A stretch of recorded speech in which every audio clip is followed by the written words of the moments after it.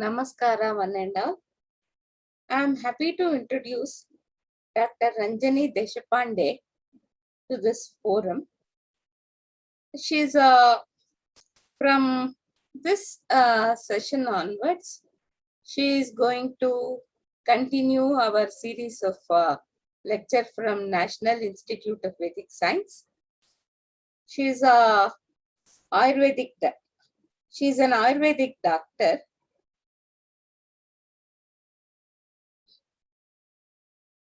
So she has her BA/MS from Government Ayurvedic Medical College and Masters in Shalya Tantra from Ayurvedic Medical College. And she's an yoga instructor. She from S. Vyasa, and she is a rank holder in postgraduate examination of Rajiv Gandhi University of Health Sciences, Karnataka. And she is currently pursuing her clinical practice as Chief Surgical Consultant at Sri Tulsi Ayurvedalaya, and is also involved in academics and mentoring for the platform Tadvidya Sambhasha Parishat and Pramati Ayurveda. She has been guiding her clients with a classical blend of Ayurveda and yoga. He also has priorly served as a senior research fellow for CCRAS. So she has delivered 14 guest lectures at state, national, and international platforms. She has to her credit an international podcast interview for the platform Women Decode STEM on the topic Heritage of Ayurveda, breaking the general myths and misconceptions about the science. And she had presented 3 papers at state and international scientific forums and has 4 scientific publications. An ardent worshipper of Ayurveda with good classical practice. She is also interested in music and painting, currently pursuing senior grade in Carnatic classical music. So welcome Ranjini to our platform. I request Ranjini to continue with her lecture. Dr. Ranjini is going to take us through a journey of life science. So let us listen to Ranjini. We welcome you, Dr. Ranjini. Om Namami Dhanvantarim Adidevam Surasurai Pandita Padapadmam Loke Jararubhayam Mrityunasham Dataramesham Vividaushadhina. Om Shanti Shanti Shanti. Yogena Chittasya Padena Vacham Malam Sharirasya Cha Vaidikena Yopakarotham Pravaram Munina Patanjalim Pranjaliranatosmi. Namaste everybody. I welcome you all to the next series of the science of surgery in the Vedas with special reference to the Ayurveda. Today's session will be on the introduction to Ayurveda, which is the ultimate science of life. Before we moved on into the sharing the knowledge of surgery proper in the Vedas and in the Ayurveda, it is important for us to know the basic concepts of Ayurveda and its introduction. Before starting the session, I would like to brief a little bit on the shloka, Yogena Chittasya Padena Vacha, Malam Sharirasya Cha Vaidikena. This shloka stands very close to the heart as it gives importance on and it stresses upon warding off all the doshas of the Kaya, Vak and Manas, and it also pays tribute or the namaskaram to the 3 incarnations of the Ahipati as the Patanjali, Acharya Patanjali, Acharya Panini, and as Acharya Charaka. So Acharya Patanjali, by giving Yoga Shastra, helped in warding off the Manasika doshas by giving the Samskrita Bhasha or the science of grammar as Acharya Panini in warding off the Vak dosha, and by Acharya Charaka by giving Ayurveda to ward off all the Sharirika doshas, which is important in the sadhana marga of any human being. Paying my due respects to Acharya Charaka again, I would like to start with today's session, that is Introduction to the Basic Science of Ayurveda. So as we say so, as soon as we hear the word Ayurveda, first thing that comes to our mind or certain questions pops up in our mind, which are as follows: as what Ayurveda is, what is actually the science of Ayurveda, how do you define Ayurveda? Is it Ayurveda only a science of herb? Do we define it as that science of medicine that incorporates traditional practice or the medicines in form of herbs or powders? Is it so? If so, what is the meaning of Ayu in the word Ayurveda? And how exactly did the science of Ayurveda originate or come into existence? So these are certain questions as when that comes to our mind when we look at the Ayurveda Shastra as a layman without, as standing outside the Shastra of, outside the knowledge of the Ayurveda Shastra. So trying to answer all of this. So first question as what Ayurveda is or what is Ayurveda? So to simply define Ayurveda, it can be defined as Ayurasmin vidyate anena iti, Ayuhu vindati anena iti, Ayuhu vidyate gnayate anena iti Ayurveda. So that science or that Shastra that gives us all explanation or the complete information about Ayu is nothing but the Ayurveda Shastra. If so, the next question is then what is Ayu? Whether Ayu can be equated to the two simple English words lifespan, whether Ayu is just lifespan, as we all know that lifespan is nothing but it's the maximum number of years that human can live or any living being lives, or the time space between birth to death is nothing but the lifespan. Whether Ayu is just that. So now is how we try to understand Ayu. Ayu is beautifully defined as the combination of Sharira, Indriya, Sattva, Atma, Samyogadhari, Jivitam, Nityagascha,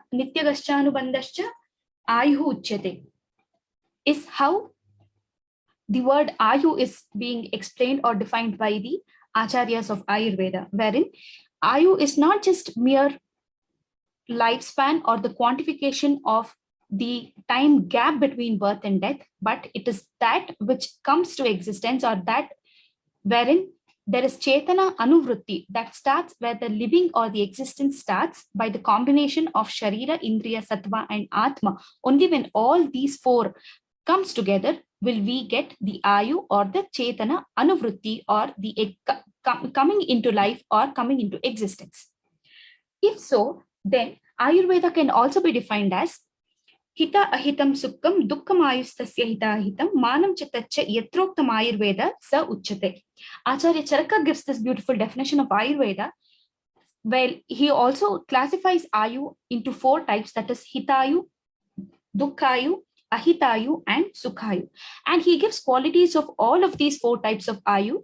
When we get to know these four types of Ayu, we exactly get to know the kind or the quality of Ayu which all of us are living right now. So that science which helps you to differentiate these four types of Ayu, that science which helps you to, which gives you methodologies to incorporate towards the Sukhayu and the Hitayu, that science which gives you explanations or gives you methodologies in strengthening the quality of this Ayu, that science which helps you to increase the quantity or which gives a 360-degree information about the Ayu and its quality is nothing but Ayurveda, is how we can finally define Ayurveda and get to know about what Ayu is. In such case, the next question, that is how exactly the science of Ayurveda originate. So here Acharyas say that Ayurveda Shastra, just like the Veda, it is Anadi and Ananta. That is, you cannot actually say that this was the time exactly when the Shastras originate. This was exactly the time when the Vedas came into existence. As we know, Vedas have prevailed from time immemorial. Just like that, Ayurveda Shastra also has prevailed from time immemorial along with the Veda as the part of the 4 Vedas, but this science of Ayurveda was given to the human beings, or for the well-being of the human beings, as and when there were different hurdles of good quality of health that came up, because of which the science of Ayurveda was given was given from the Lord Dhanvantari himself to the Manushya Gana for the well-being of all of them. So the shloka which explains this very beautifully is Vigni Bhuta Yada Roga Pradur Bhuta Sharirina Tapa Upavasa Adhyayana Brahmacharya Vratayusham. So when there was Vigna Pradur Bhava for the sadhana marga, by these means, that is of Tapa, Upavasa, Adhyayana, Brahmacharya, etc., then this Vigna was in the form of Roga Utpatti. Then that Shastra or that entity which was given to the Manushya to ward off this Vigna, that is the Roga Swarupi Vigna, is nothing but Ayurveda. That is why Ayurveda was given by Lord Dhanvantari to the Manushya so that Dharma Artha Kama Mokshanam Arogyam Moolamuttamam Rogastasyapa Hartaraha Shreyaso Jivitasya. That is, to attain any sort of Purushartha, either the Dharma, Artha, Kama, or the Moksha, Arogya is the first entity or the first important factor that must prevail, so that we can do our vyavasaya or our part of the work to attain all of these Purusharthas, which the only thing that has the capacity to conquer all of this is the Roga or the Vigna Swarupi Roga, which has all the capacity to conquer all of this and cripple us from moving further on to the sadhana marga. So to help the human beings to attain their sadhana marga, because to attain all the Purusharthas, this Ayurveda Shastra was given by Lord Dhanvantari himself to the Manushya.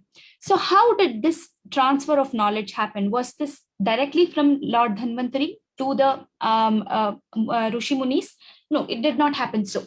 From the Dhanvantari, it was passed on to the Brahma, from Brahma, Daksha Prajapati, from Daksha Prajapati to Ashwini Kumara, from Ashwini Kumara to Indra, from Indra to Bharadvaja Muni. So different schools of principles.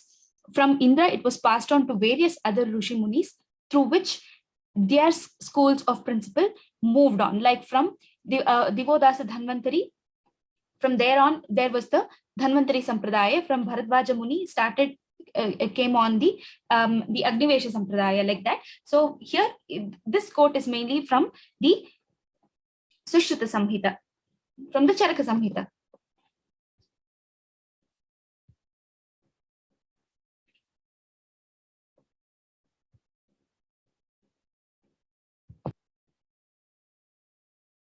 Sorry for the interruption. From the Charaka Samhita, wherein the knowledge of the Ayurveda Shastra was passed on to Bharadvaja Muni, and further on from Bharadvaja Muni to his Shishyagana.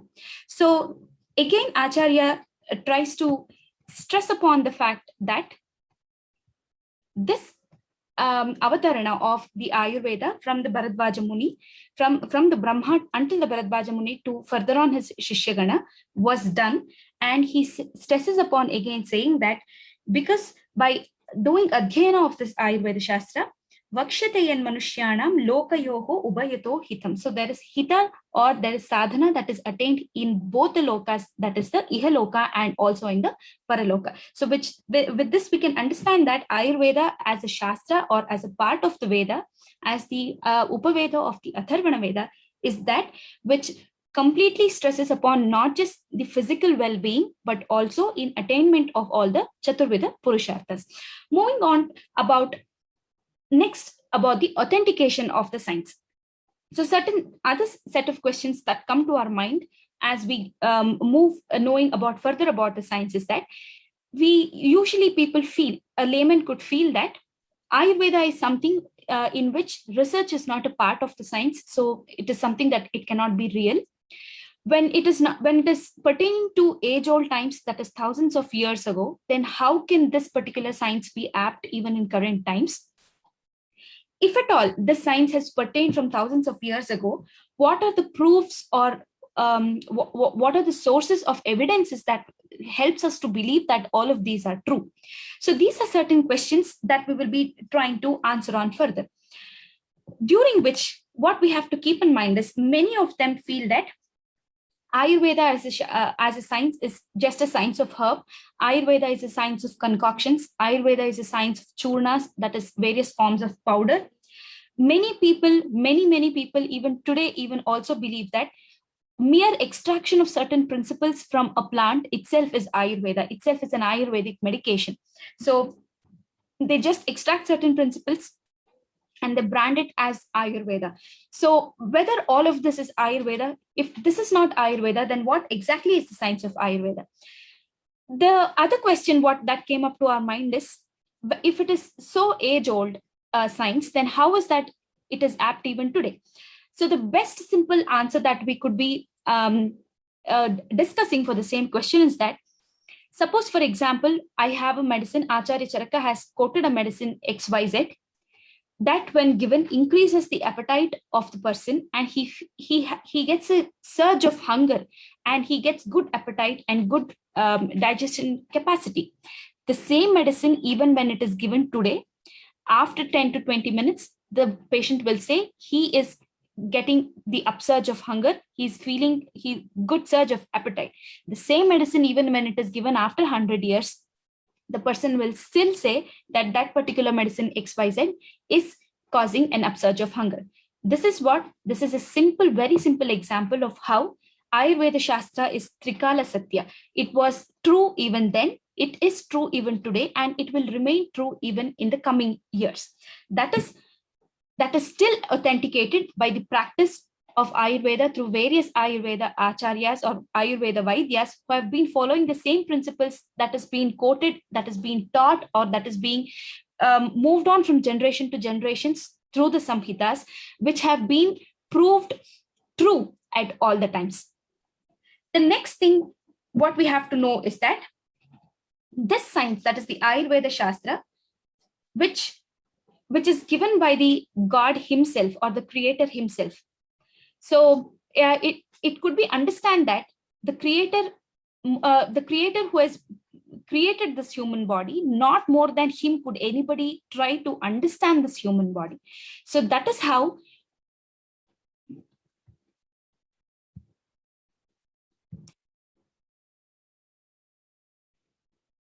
we can aptly say that Ayurveda is a multi-dimensional, broad-spectrum health science. So it encompasses everything right from the cellular level, the subtle cellular level, to the gross functioning of the entire human body. Now, if we come across any kinds of Vedic science, so any kind of Vedic science, we see that that particular Shastra is given for the well-being of all the existence of all the living beings.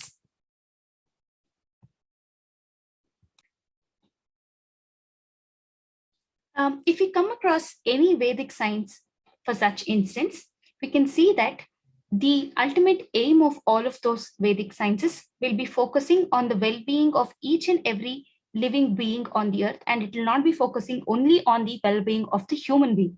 In the same way, even Ayurveda says, Sukhartam Sarva Bhutanam. So it is for the sukha of all the bhuta, or all the living creatures on this earth. So when we have answered all these questions, the next thing that we can ask about the science is that, what is the whole and sole purpose of this Ayurveda Shastra? Whether it is just to maintain good health, or whether it is only to quantify the Ayu, or whether it is just to enhance the quality of Ayu, then the purpose of science is thus quoted by acharyas as Vakshyate yan manushyanam lokayoho ubhayo hitam. So first thing, this shloka we have already seen before, that it is not only for the ihaloka prapti, it is also for the paraloka prapti.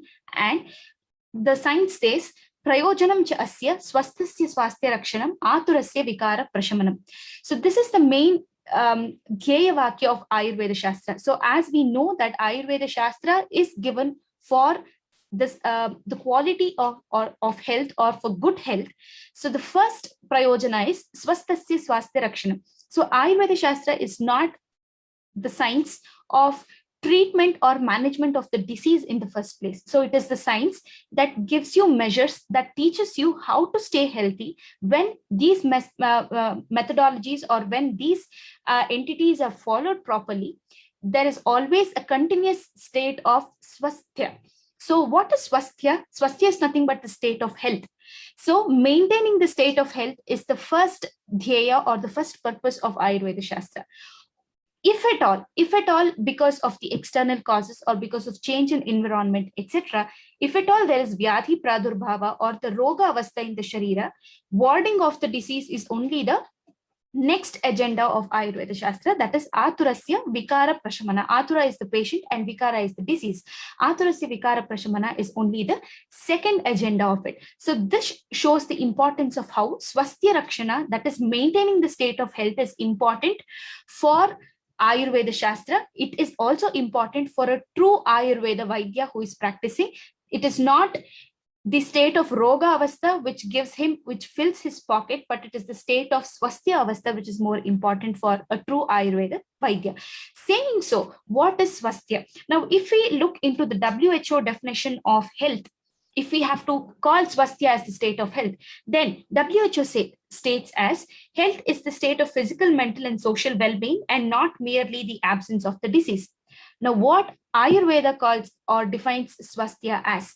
Samadosha sama agnischa samadhatu malakriyaha prasanna atma indriya manaha swasthya ityavidiyate. So Ayurveda Shastras moves up to the level of Atma and the Indriya. Only when there is prasannata at the level of Atma and at the level of Indriya, only along with all the physical entities, can a person be called as swasthya. Samadosha. Doshas, according to Ayurveda, the entire body's functioning is maintained by the three doshas, that is the Vata, Pitta, and Kapha. Sama Agni. Agni is the Jataragni, which is the main Agni or the policeman of the body. Sama Agni, Samadhatu, Malakriya. Samadhatu, there are Saptadhatu in the Sharira, which performs all the functions of the body. Malakriya, Mala, that is all the extracting unit or those entities or those faculties that are involved in expulsion of waste from the body. Prasanna Atma, Indriya, and Manas. Until the level of Manas, until the level of Indriya, and until the level of Atma, only when there is Prasannata in both the physical and in the mental faculties, only then the person is called as Swasthya. Is how beautifully Ayurveda defines the definition or defines the state of being healthy. If so, then Ayurveda, if the next question, when after knowing the definition of swasthya, the next thing what the question arises in knowing about the science is that whether Ayurveda is then just a subject of pertaining to health. Can we call it as anything like just like social science, like moral science, etc.? Ayurveda as a medical science. Okay, even though Ayurveda is age-old, it is true, it is authentic. Whether Ayurveda is just a subject that gives you rules and regulations on how to live, and it also gives you treatment principles on how to ward off diseases? No.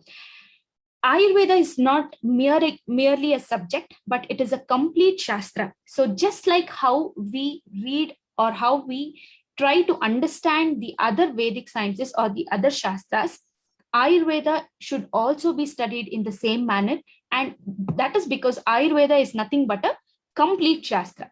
Now, if at all Ayurveda is to be called as is said as it is a complete Shastra, then there has to be certain things in common to the other Shastra Adhyayana Paddhati, because of which we can also call Ayurveda as a whole Shastra or a complete Shastra.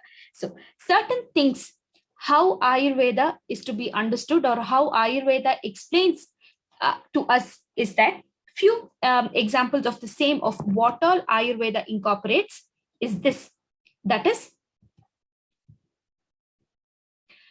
the first thing what we have to know is that Ayurveda comes very close to or follows the Sankhya philosophy. Ayurveda Shastra is something we can understand the Ayurveda only with the knowledge of Shaddarshanas. It also demands the knowledge of Padartha, the knowledge of Navakarana Dravya, the knowledge of Pramana, the knowledge of Samanya Vishesha Siddhanta, Gurvadiguna, Pancha Mahabhuta, knowledge of Triguna, the knowledge of Tridosha, Karma Siddhanta, Karyakarana Siddhanta, Dravya Vargikarana, Panchakosha, Vada, Tarka, Tantra Yukti, all of this, the knowledge of all of this is important. Only when these is made, the knowledge or the faculties of all of this is made strong, only then the Ayurveda Shastra can be understood completely. And that is why Ayurveda is not just merely practice of herbal medicine, or it is not just the practice of certain extraction principles. So Ayurveda is that which needs the knowledge of all of this, which is in close relation to all of the Siddhanta or the principles of other Shastras, which when it is known only can the Ayurveda Shastra be understood for either the Swasthya Rakshana or for either the treatment aspect, for both of it. So that is why we can say that it is not just the herbal science.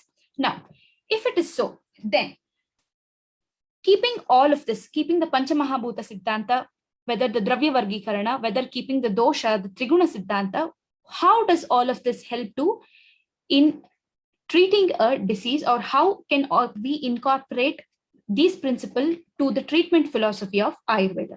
So now we have already seen that prayojanam cha asya swastasya swasthya rakshanam aturasya vikara prashamanam.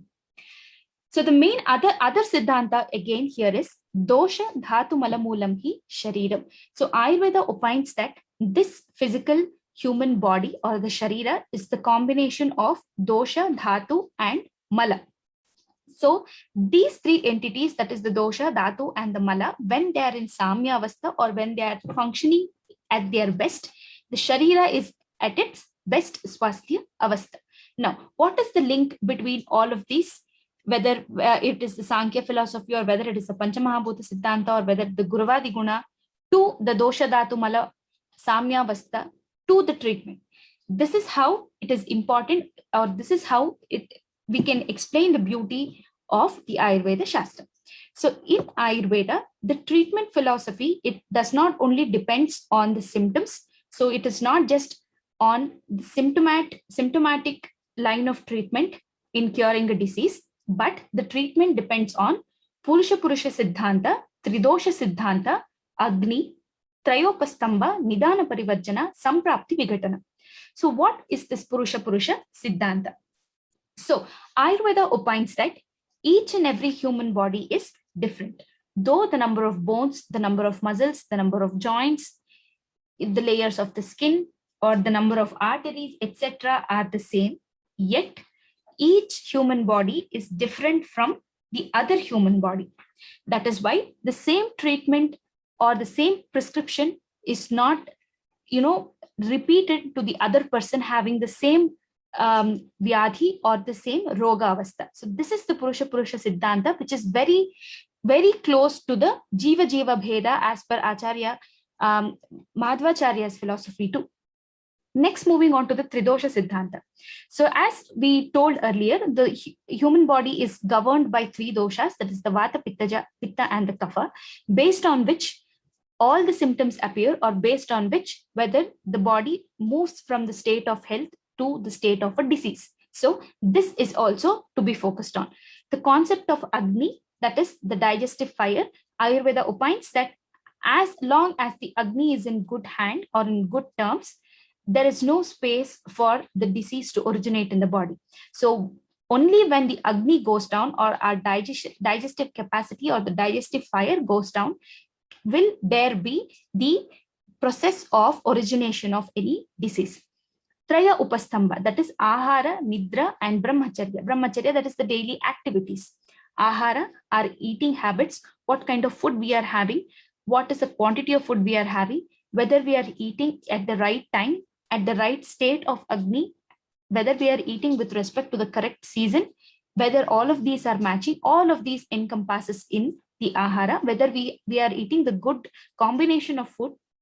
Nidra, that is the night sleep especially, that is the Ratri Nidra, which is called as the Swabhavaja Nidra. and brahmacharya, that is day-to-day activities. So all of these, and the nidana parivarjana and the samprapti vigatana.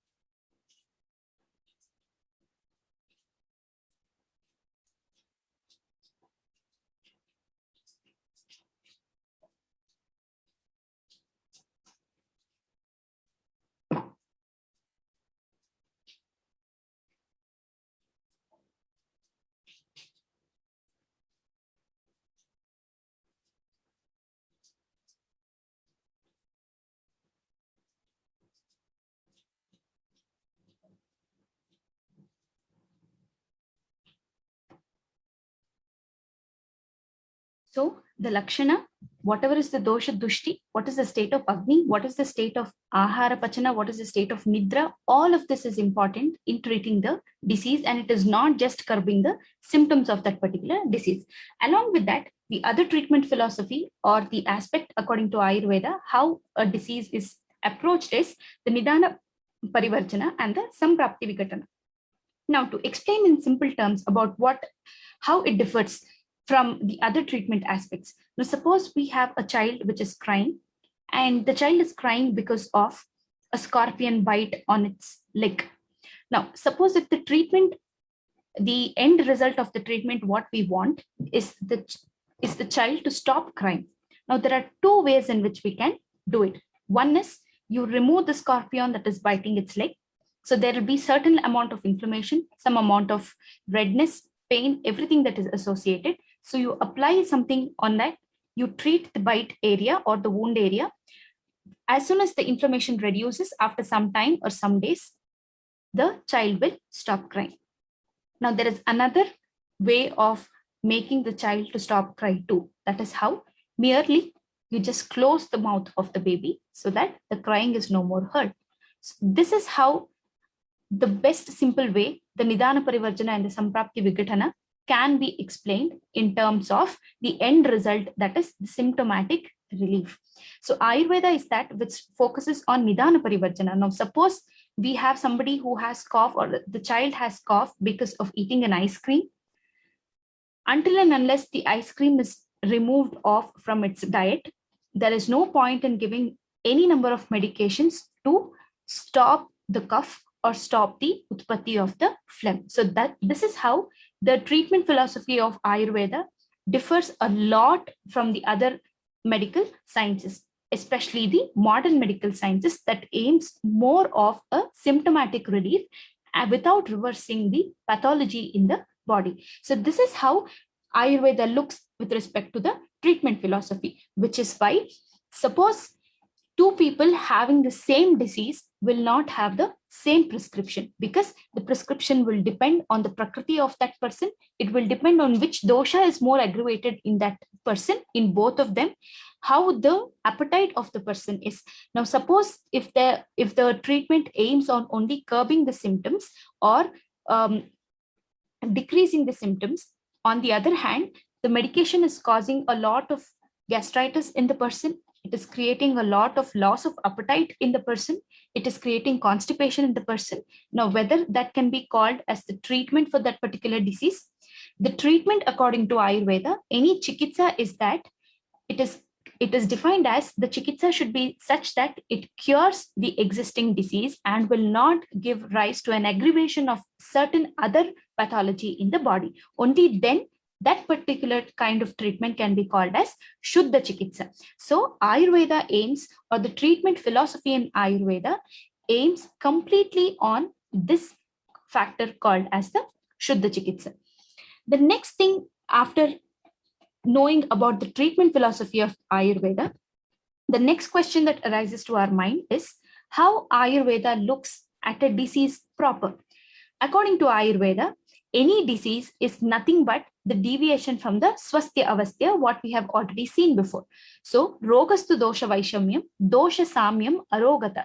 As we saw previously, when there is a balance between the tridosha, that is the vata, pitta, and kapha, that itself is the state of arogatva, or the non-disease state. When there is dosha vishamata, then that is what causes the roga in that particular body.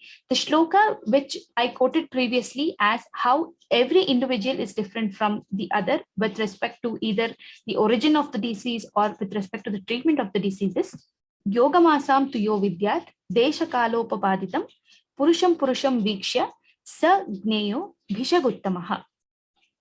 The next thing, what again we will feel is the modern medical science says that disease is not just physical, it is also psychosomatic, right?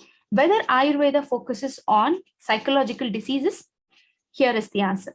Shariram sattva sangnam cha vyadhinam ashrayo mata. So this one liner is enough to say that Ayurveda is that which not only focuses on the tridosha, it also focuses on the triguna, that is of the manas, that is the sattva, rajas, and tamas, wherein mainly because of the rajas and the tamoguna, various variations happens at the level of the psychological factors. So again, Acharya says vyadhi, or the site of vyadhi, is not just physical. He says shariram sattva sangnam cha. So the disease could be either physical or it could be psychological also, having its seat both in the physical and the psychological entity. So with this, now we know the purpose of the science, how science looks into it, why Ayurveda should be called as a Shastra, what are the important factors in maintaining the state of health, and how and what are the treatment philosophies that Ayurveda looks upon.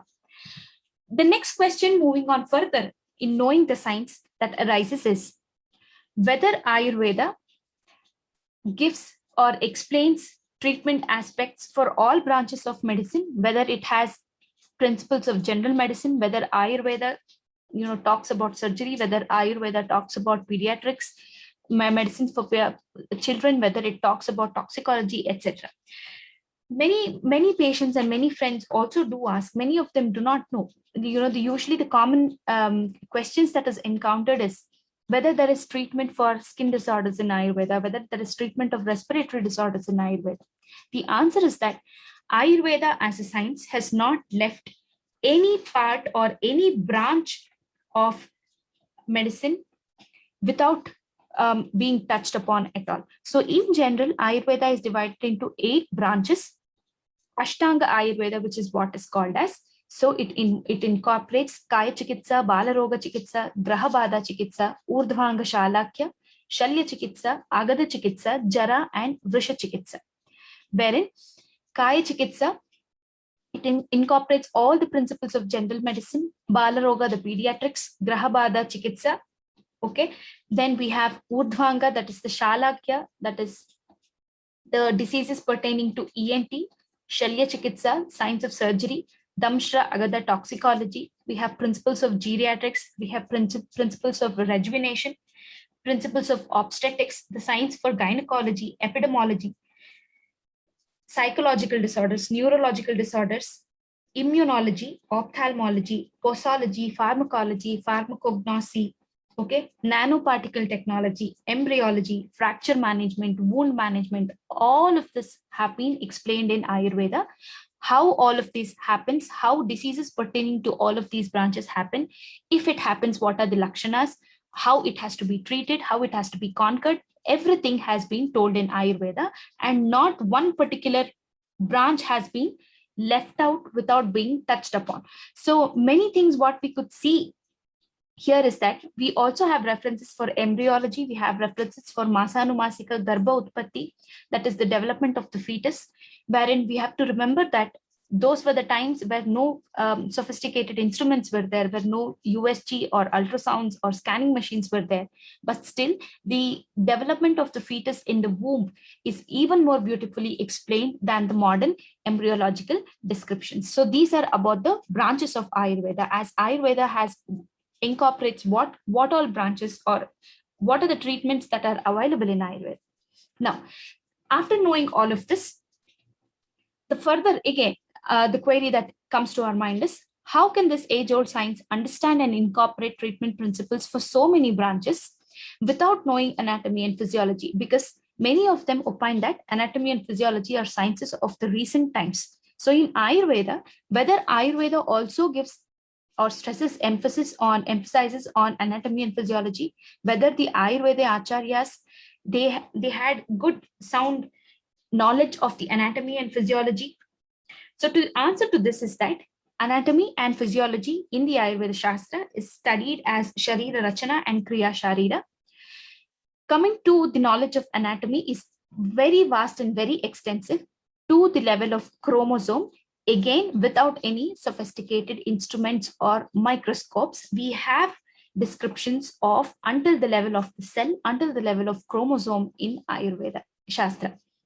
Coming to the main aspects of Rachana, to quote a few: bones, membranes, muscles, joints, blood vessels, tendons, nerve fibers, skin layers, the 7 layers of skin. So as all of us know, skin can be peeled out into different layers, the 7 different layers, and they are so subtle that it is not visible to naked eye. But there is description of all the 7 layers of the skin in Ayurveda.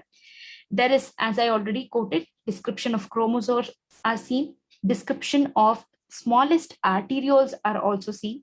Coming to, with respect to the physiology of circulation, physiology of respiration, metabolism, digestion, evacuation, sleep, etc. All of these are beautifully dealt in the books of Ayurveda, in the science of Ayurveda. So with by answering all of these questions, we can now understand of how Ayurveda, though it is ages old, thousands of years old, how this science still prevails or pertains true to the current age also. Moving on to the further aspects of the science. Now, after we have answered all of this, the final question that arises with respect to the science is that, how can we authenticate this, or how can we feel that this science is truly authentic? Because we feel that Ayurveda is that which is moved through generation to generation, or it is just a traditional practice. It is something which does not have documentation. It does not have any true authentication, because it does not incorporate any principles of research methodology or biostatistics in the science, is usually what people or the laymen feel about the Ayurveda Shastra. Whether this is true, whether research methodology has not been explained in Ayurveda at all, whether biostatistics, the concepts of biostatistics, the principles of research methodology have been incorporated or not, is what we'll be answering in the further few slides. For the same, these shlokas that are put up are the answers to our questions. So, in the Adhyayana Vidhi, Acharya Charaka says that शास्त्रं हि एवं विदम् अमलम् इव आदित्यं तमो विधूय प्रकाशयति सर्वं बुद्धिमान् आत्मनः कार्य गुरुलाघवं कर्मफलम् अनुबन्धं देशकालौ च विदित्वा युक्तिदर्शनात् बिषभूषुः शास्त्रमेवादितः परीक्षेत्. So when we try to decode this particular shloka, we can understand all the principles of research methodology that has been incorporated in the Ayurveda Shastras or the Ayurveda Grantha. So by the word Buddhiman Atmanaha, we know that a Buddhiman Purusha, before doing any Shastra or the Pariksha, this is the Adhyayana Vidhi that is told. So he must consider the Karya Guru Laghavata. That is, a researcher must priorly decide the magnitude and strength of his study. So and also that the study should be simple, and if it is Katina or if it is Guru, then it has to be predetermined with his Kartavya to finish it up to the deadline. So for which he has to keep a thought on the Karma Phala, that is Karma Phala and the Anubandha. That is, the researcher must keep in his mind before starting the research the Karma Phala, which is nothing but the outcome of that particular experimentation or the outcome of the study, which is similar to the aims and objective of the study, what we quote today in any research methodology or a experimentation of the medical research.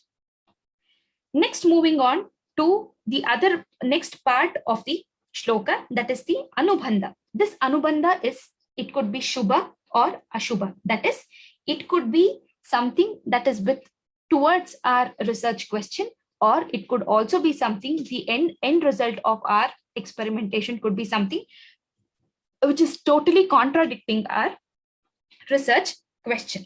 So always the researcher must yield results that is good for the public, and he must keep in mind that the result or the adhyayana, whatever he is doing the research, it must not be of harm to people, and it must be feasible to all human beings. The next word which is important is desha kalo cha viditva. So the researcher must also keep in mind the relevance of the desha and kala to his karya. Karya here is nothing but the research or the adhyayana vidhi. Kala here we can consider it as works that has been already previously done in the previous times, that is in the Bhuta Kala. So even in current research principles also, works that are already been researched upon are not to be researched again. So the same research question cannot be taken as a new experimentation question. Yukti Darshanat is the next word. So keeping all the prerequisites in mind, using his yukti, he must make analysis and he must interpret the study, giving the result of the study.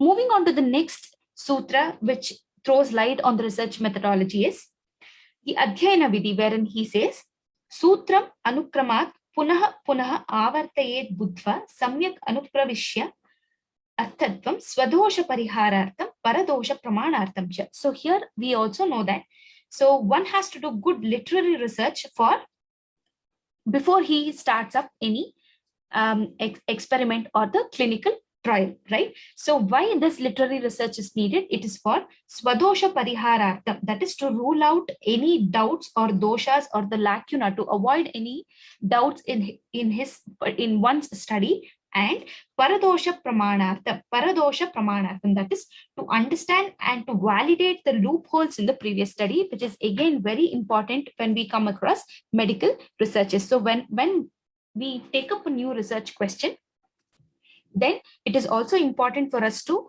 say as to why we are taking that particular research question, and we must also highlight upon the loopholes on the previous studies pertaining to the same research question.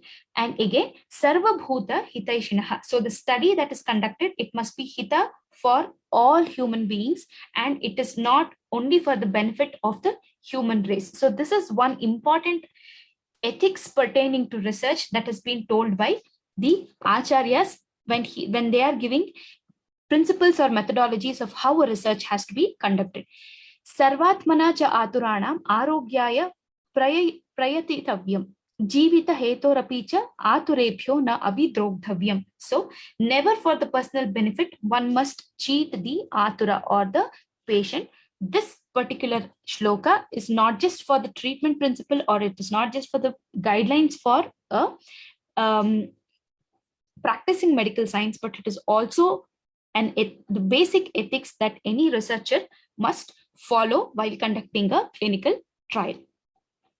Few things what about pertaining to research methodology or biostatistics, which further on emphasizes on the involvement of research principles or research methodology in the Shastra of Ayurveda are these few words, examples.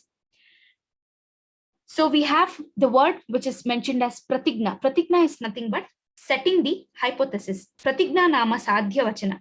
So whatever is the hypothesis we set up, or whatever is the statement that we put up to prove, that is nothing but pratigna. Law of predominance is also explained in Ayurveda. That is, it explains how majority of, it increases the significance of data. That is the law of predominance. Vyapadeshastu bhuyasa yo adhikyena vartate tat tasya nama. Again, next word that which we come across in the Ayurveda Shastras pertaining to the same topic is sthapana. So sthapana is nothing but confirmation of the hypothesis, or confirming the postulate and trying to prove it. So what sthapana is defined as is sthapana nama tasya eva pratignaya hetu drushtantayoho upanaya nigamanaihi sthapana.